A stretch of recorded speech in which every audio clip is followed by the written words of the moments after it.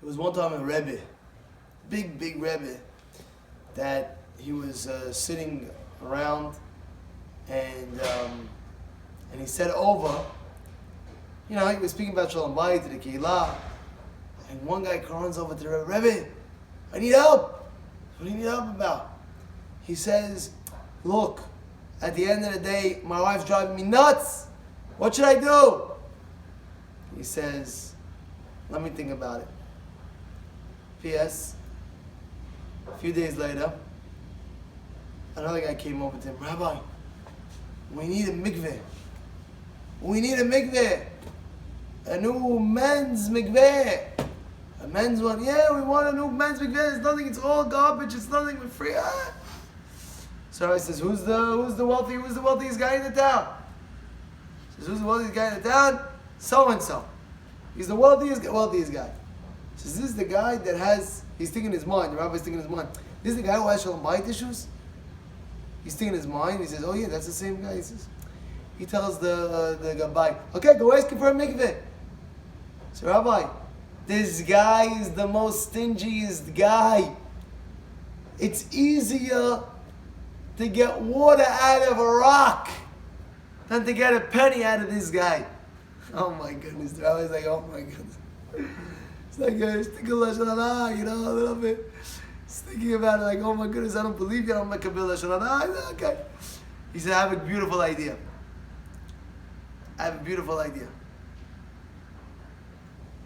He says, we're going to make sure he's going to donate the mikveh. He's going to have the capabilities, he's going to do it. So he says like this. He says, okay. He runs on the side, he says to this guy, call this guy for me. Joe, I need you to stamp this. Call this guy for me.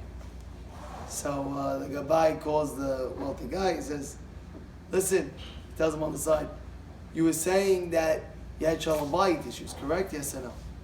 He says, yeah, I have Shalom Bayit issues. He says to him, I'm going to give you the best solution. What's the solution? He says, you want to donate a mikveh? I said, Rabbi, you don't know what they say about me. I'm the cheapest guy. You don't know, Rabbi? He says, I know, they tell me that. I didn't believe it though. He says, Rabbi, believe it. He says, okay, beautiful. It says in the Gemara Nedarim, if a person makes a neder and he doesn't keep it, heaven forbid, his wife will pass away. Go tomorrow. Go up for the Sefer Torah, we'll give you Aliyah. Donate in front of everyone. A men's mikveh, and you'll see, you'll see. Well, that's why you'll have everything. So really, Rabbi, telling you, this is a Gemara that doesn't lie. So, the next day, that Shabbat, the Gabbai gives him Aliyah. And he says, Mi sheberach avoteinu Avraham Yitzchak v'Yaakov Yivu Yivarach Adon Adachbad Harov Hagvir Hanodiv Hagodol Sheminadeh. And he turns around to the whole Kehillah. A new men's mikveh! And everybody's going crazy. This guy's donating something? Are you kidding me? The whole place is buzzing. What? The guy finally broke his midot. Everybody's dancing. Yeah. And then they're like, wow. And they finally make by the Kiddush, they're all making l'chaim to the new men's mikveh. The next day, the Gabbai calls him over. The Gabbai says, when can we get the check? And he says, are you crazy? Did you really think that I was serious? Donating men's mikveh? He says, what do you mean? The Gabbai says, if you don't keep your neder, heaven forbid your wife will pass away. It says in the Gemara Nedarim. And he starts giving him mussar, pumping him up. What do you mean?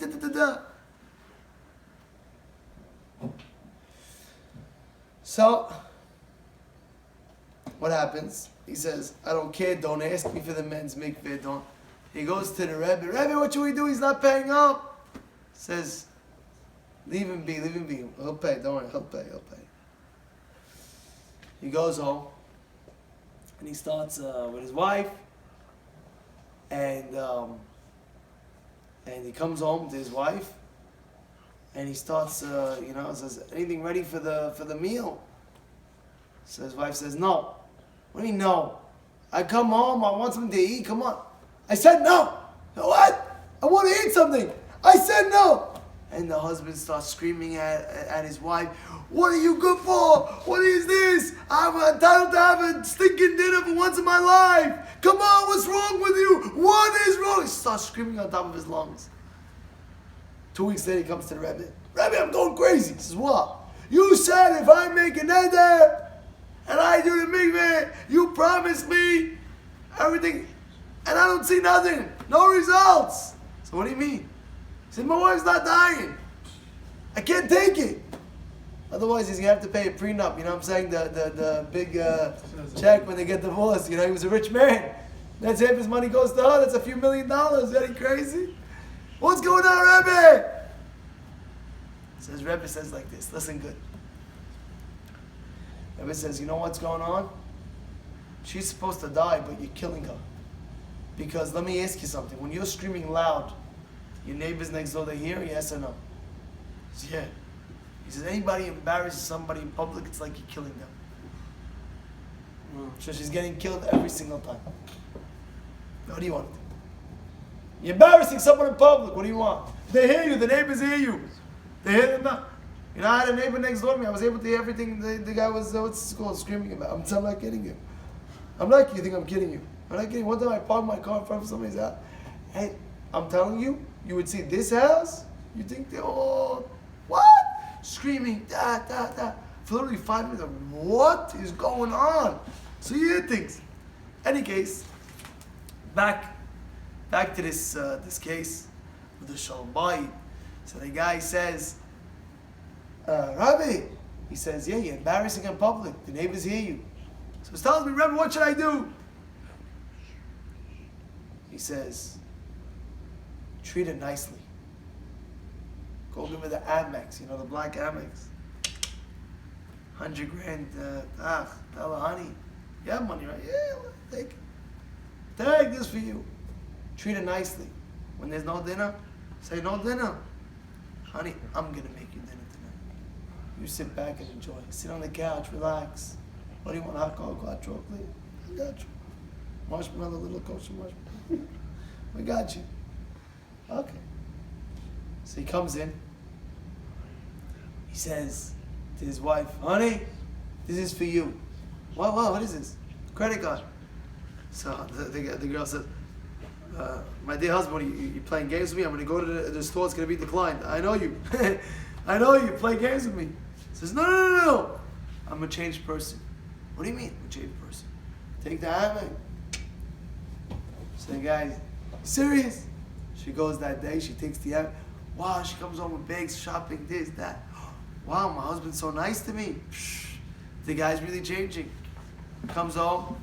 She comes home, she sees a whole gourmet dinner out, prepared. Who did all this? I did, honey, because I love you so much. Because I love you so much, I want to show you my appreciation.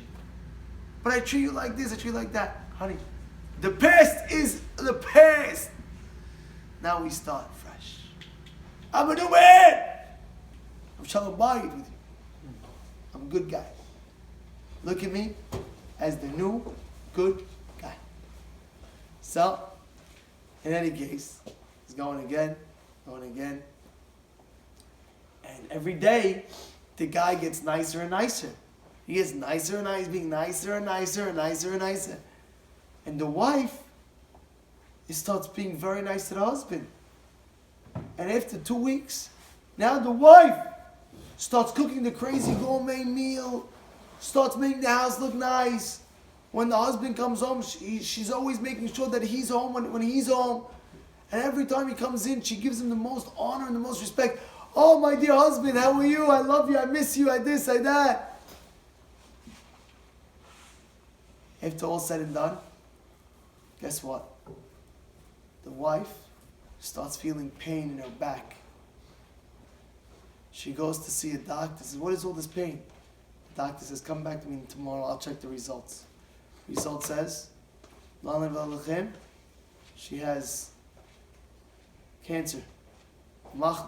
Cancer. The doctors say with this type of cancer, she could die within 3 to 6 months. She comes home, she tells her husband. The husband starts bugging out. What are you kidding me? No way, this can't be happening. This can't be happening. He goes to the Rebbe. Rebbe, my wife. What about you? She's passing on. She's going. He says, what are you so sad about? Didn't you just tell me in the beginning that you wanted to die? We got you to. What do you mean, Rabbi? For the first time in my life, she's being so nice to me. I love my wife. He says, you love her? Yeah. You don't want her to die? No. Build a mikveh. Promise what you promised. Understand what's going on? But what's the lesson? Now, people, it's a beautiful story over here. And what's the lesson? People are going to come out of this story saying, oh, if you promise, you have to keep it. It's true. But that's not the point I'm trying to bring out. The point I'm trying to bring out is that a person in life wants Shalom Bayit. You know? There's people that come over to me, Rabbi, I don't have the Shalom. I'm getting crazy. My wife dropped me up the wall, up to Wazoo. You know what my first thing in my mind is? Half the problem is you, is the guy. Half the problem is the guy. It's not your wife. If you act nicely to your wife, and you don't treat her like a shmata, you don't treat her like a rag, like who the heck you are, you don't treat her like that. You treat her with respect and honor, and you honor your wife and you put her on a pedestal, I guaranteed she's going to be like, honey, I love you forever, all I want to be is with you. Guaranteed, no question. There's no maybe no, maybe yeah. Try it out, you'll see what I'm talking about. The problem starts with the guy himself, because he doesn't treat his wife well. She doesn't make dinner. Okay, she doesn't make dinner. Doesn't mean you have to be like a gorilla. Doesn't mean you have to be like a nutcase and go crazy because she feels that. Doesn't mean you have to do crazy things in the house. Walk out. Some men, people are nuts. Some men, what do? They walk out of the house. What? This is what it is. I'm out of here. What are you, crazy? She's your wife, Tachilai. She's your wife. You know what's going on, Jimmy? You know what we're saying over here or what? She's your wife. You want Shalom Bayit? Treat your wife like a queen. Treat her like, forget about it. And like that, you'll see, she's going to treat you like a king. You know, people come over to me, Rabbi, doesn't the Rambam say every wife should treat her husband like a king? Yeah? Yeah, you're right. But when you act like a king to your wife, then she'll treat you like a king. And vice versa, by the way. I don't want a lady to hear this now. And she's, oh yeah, go point at her husband. You see Rabbi Palacci said, you see this is the way he's supposed to act. Yeah. Also look at you. Also, the wife should also treat her husband like that. The husband will treat her differently as well. It goes vice versa.